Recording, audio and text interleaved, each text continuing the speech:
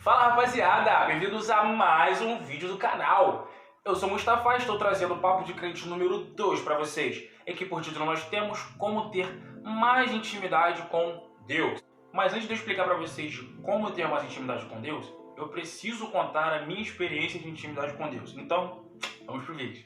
Eu me lembro que na época da escola, mais basicamente no ensino médio, eu tinha vários amigos, cada um de uma turma, e nesse grupo de amigos todos nós éramos cristãos. Então, para nós unificarmos mais, nós termos um pouco mais de união, nós começamos a fazer algo muito interessante. A cada culto jovem que tinha na igreja de um amigo, nós juntávamos o grupo todo e todos íamos juntos. Por exemplo, primeiro sábado tem culto na igreja de fulano de tal, aí ia todo mundo. Ou segundo sábado, ou numa quinta. Quando tivesse culto jovem, nós pegávamos o grupo e íamos até lá.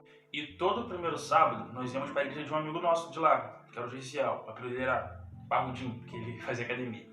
E os pais desse nosso amigo eram os pastores da igreja. Então todo primeiro sábado nós estávamos lá. Nós íamos, adorávamos, cantávamos, tocávamos, tudo tranquilo. Só que acontecia algo muito interessante todas as vezes que eu ia lá. A mãe desse meu amigo, que era pastora, sempre falava assim para mim: meu filho, Deus está exigindo de você mais intimidade. E adivinha, eu nunca entendi o que ela queria dizer com aquilo. E cara, o mais engraçado de tudo é que não era uma vez ou outra, era todo primeiro sábado que eu ia lá, Deus usava a irmã para falar a mesma coisa. Deus está exigindo de você mais intimidade, mais intimidade. Às vezes pegava 3, 4 meses que eu ia direto. E nesses 4 meses, todo primeiro sábado eu estava lá e Deus usava a irmã para falar a mesma coisa. Deus está exigindo de você mais intimidade. Mas é aquilo, né, cara? Naquela época eu não estava ligando muito para as coisas de Deus, tá ligado? Eu estava mais preocupado em curtir minha vida do que as coisas de Deus. Não que um cristão não possa curtir a vida, lógico que não. Mas eu estava mais preocupado com umas coisas e as coisas de Deus eu estava deixando de lado. Eu não me preocupava muito com o que Deus estava falando comigo, queria falar comigo. Eu estava mais preocupado com outras coisas.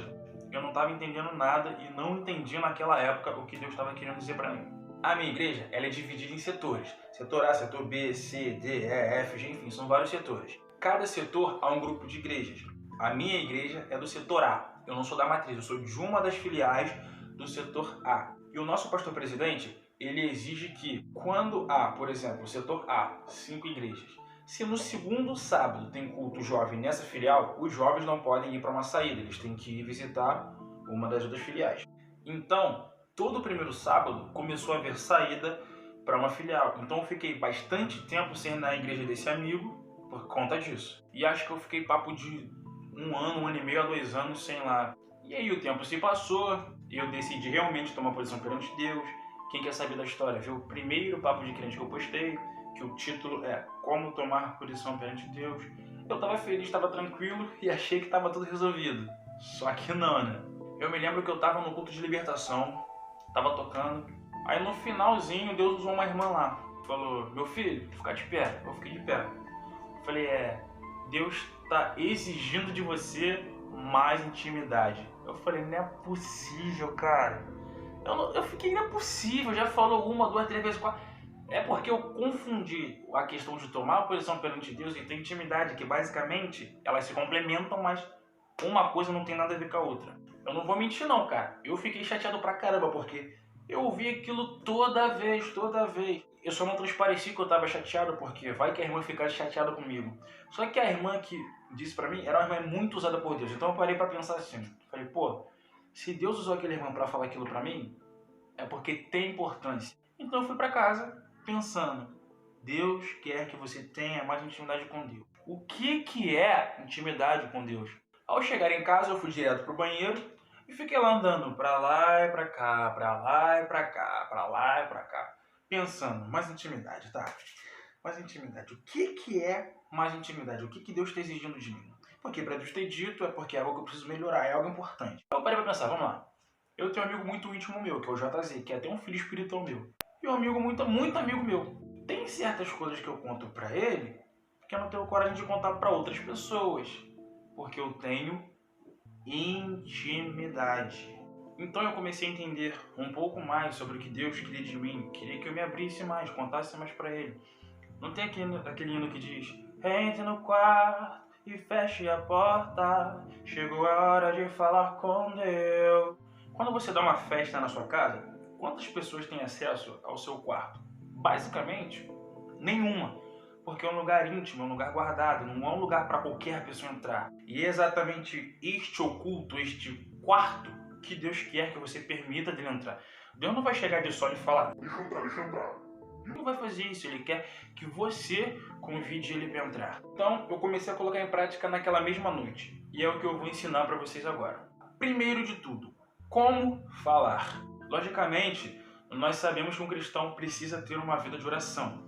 Mas neste momento, que eu costumo chamar de âmbito de intimidade com Deus, eu não estou de joelho dobrado. Eu vou para um lugar meu, que é específico meu, chego lá, sento no chão, levanto as pernas e começo a falar.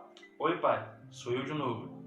Ah, mas isso quer dizer que não é mais para dobrar o joelho? Lógico que não, não é isso. Só que nesse momento em específico eu não estou de joelho dobrado. Estou sentado, conversando com ele. É como se eu estivesse um psicólogo. Eu estou sentado falando e ele está ali escutando tudo que eu tenho a dizer.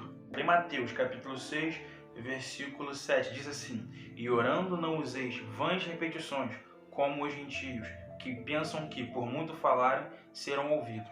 É porque, às vezes, nossas orações são muito repetitivas. Por exemplo, Senhor, Deus meu Pai, se eu primeiramente quero te pedir perdão pelos meus pecados, palavras, gestos, fazendo blá, blá, blá. não estou dizendo que eu não tenho que dizer, só que às vezes nós repetimos tanto e tanto e tanto e achamos que por repetirmos tanto e várias vezes, significa que Deus está ouvindo. Mas aqui, em Mateus capítulo 6, diz que nossas orações não sejam repetitivas e vãs.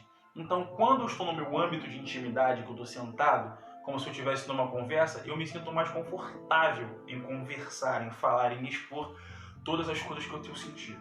Lembrando outra coisa, você está falando com Deus, então não é de qualquer gíria, de qualquer modo que você fala. Por outro lado, não é para deixar de falar. Fale exatamente tudo, diga tudo. Porém, olha o modo que você está falando, porque você está falando com Deus. Você não está conversando de papinho com gíria com o teu melhor amigo, você está falando com Deus. Então, cuidado com o modo que você fala. Segundo, o que falar? Um exemplo, fale sobre sua vida, sobre o seu dia. O que você passou hoje? Como é que você acordou? Se acordou bem? Se acordou com dor? Como é que foi o curso? Como é que foi a faculdade? Como é que foi a escola? Como é que foi o trânsito? Conta para ele o seu dia em detalhes, porque acredite, ele quer te ouvir falar. Conta para Deus também quando você tiver raiva. Caramba, tu vai contar para Deus quando tá com raiva de alguém? Sim, conta para Deus quando você tá com raiva. Por exemplo, caramba, pai, aquela pessoa me irritou, mano, que raiva que eu tô dela. Pra que ela precisou fazer aquilo? Conta pra Deus, ele quer ouvir o que você está sentindo. Até porque ele é onisciente, ele já sabe. Ele só quer que você conte, que você fale. Ou até mesmo ao contrário, quando você deixa alguém com raiva. Caramba, pai, eu fiz besteira. Irritei aquela pessoa, a pessoa tá brava comigo. Agora eu tô com vergonha de lá pedir desculpa, eu dei mole, pai, desculpa. Fale com Deus também sobre sexo. Por sermos cristãos, para obter a relação sexual nós precisamos namorar, noivar, casar e após o casamento ter a relação sexual. Teve uma vez que uma amiga minha, há muito tempo atrás, chegou para mim e disse assim: como é que eu vou saber se o cara bem se eu não experimentar antes de casar? Eu era mais novo e pensei, meio que faz sentido. Como é que eu vou saber se vai ser bom, se não vai ser, se eu não experimentar para poder saber? E aí eu escutei uma frase do pastor Cláudio Duarte que dizia assim: se experimentar antes do casamento fosse receita para sucesso, não haveria tantos divórcios hoje. Em João, capítulo 15, versículo 7, diz assim: se vós estiverdes em mim e as minhas palavras estiverem em vós, pedireis tudo o que quiserdes e vos será feito. Então é muito simples. Ninguém quer ser frustrado sexualmente no seu casamento, quer? Então, entra no teu âmbito de intimidade com Deus e conte: pai, eu não quero ser frustrado sexualmente no meu casamento. Se permaneceres em mim e a minha palavra for em ti, pedirás tudo. Pede. Tem pessoas que até costumam detalhar o que querem dentro do casamento. Tudo bem, não tem problema algum nisso. Porém, lembre-se, você está falando com Deus. Então não é para falar de qualquer jeito. Lembre com quem você está falando. Até porque essa questão de sexo é algo muito íntimo. Então não é para você contar para qualquer amigo, para qualquer amiga. Na verdade, inclusive, não é para contar para ninguém. Conta para Deus. Porque Ele sim vai guardar o teu segredo. Então, confia em Deus. Conta para Ele. Terceiro e último ponto. Por que falar? A intimidade com Deus te ajuda a lutar contra a imoralidade sexual. Nós estamos no século XXI. A parada tá difícil pra caramba. Mas se você for bem íntimo de Deus, você consegue lutar contra. Ser íntimo de Deus vai muito além de simplesmente você falar. É você também entender um pouco mais sobre Ele. Por exemplo, quando você vê Deus fazer muitas coisas na sua vida, você quer ver Ele fazer mais. Só que você sabe que para Deus fazer mais coisas na sua vida, você precisa obedecer. Então você pensa, pô, tem aquilo ali para me fazer. Mas eu sei que se eu fizer, eu estou desobedecendo a Deus. Então eu vou deixar aquilo de mão para fazer o que Deus quer que eu faça, para eu poder ver Deus fazer mais na minha vida. E nesse caso, você se torna mais íntimo de Deus, porque você está preferindo abrir mão de si por Ele. Próximo, tirar um peso de dentro de si. Há um filme muito interessante que eu amo muito, que eu gostaria que todos vocês assistissem. O nome do filme é Homem-Aranha 2. Tem gente que pode estar rindo, mas presta bem atenção. No Homem-Aranha 2, o Peter, que é o Homem-Aranha, está conversando com o Dr. Octopus, antes de ele ser vilão, e com a esposa dele, Rose. A Rose pergunta para ele assim, Peter, fale de sua vida. Você tem namorada? Aí ele diz, eu não sei dizer. Aí o Dr. Octopus diz, devia saber. Quem mais poderia? Aí ela diz, deixe ele, querido, deve ser um amor secreto. Aí ele diz, o amor nunca deve ser secreto. E aí a frase top montada por ele, que é a seguinte, se você guarda uma coisa tão complicada aqui dentro, como amor, vai ficar doente. E podem acreditar, isso é algo muito, mas muito sério. Quando está acontecendo inúmeras coisas dentro de você e você não exterioriza aquilo, pode ser um pontapé inicial para ansiedade e depressão também. Inúmeras situações ruins acontecendo com você não consegue colocar para fora. Fala com Deus, fala com Ele se você está com raiva, se você está com ciúme, se você está com ódio. Independente do que você está sentindo, conta para Ele. Ele quer te ouvir, Ele quer escutar você. E com isso você mostra para Deus que você entende a soberania de Deus sobre a sua vida. Você mostra para Deus que entende que é dependente dEle. E pode acreditar, isso vai te ajudar no dia após dia. Então é isso, gente. Fala com Deus, cria o teu âmbito de intimidade com Ele, vai conversar, vai colocar para fora aquilo que está te machucando, aquilo que está doendo, aquilo que você está sentindo, põe para fora, conversa com Deus, confia em Deus. Só que tipo, tem dias que a gente está cansado, a gente está com preguiça e acabamos passando o dia inteiro sem ir falar com Deus nem sequer por 30 segundinhos. E isso é muito, mas muito ruim. Então a gente precisa criar um hábito de sempre estar falando com Deus. É o único modo que nós conseguimos falar com Ele todos os dias. Eu lembro um dia que eu estava tomando banho e ao sair do box veio uma frase na minha cabeça. Pum! Eu falei, caraca, que frase é essa? Eu fiquei tipo assim, pô, será que eu já escutei essa frase em algum lugar? Porque particularmente eu não queria ter escutado, porque a frase é top. Então eu fui pro Google, pesquisei, não achei a frase.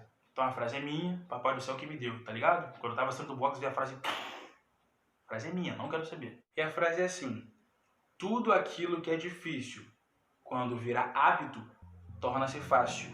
Às vezes a gente, pra parar pra orar, falar com Deus, ler a Bíblia, é difícil.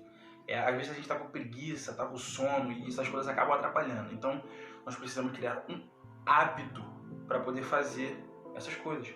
Por isso é a frase, tudo aquilo que é difícil, quando vira um hábito, torna-se fácil. Então vamos nos esforçar mais um pouco para conseguir fazer. E depois que se tornar um hábito, fica tudo fácil. Então é isso, rapaziada. Esse foi o vídeo de hoje. Não se esquece de se inscrever e dar um like no canal. Vou colocar minhas redes sociais aqui embaixo para você poder seguir, tá bom? Rapaziada, que Deus abençoe. Valeu!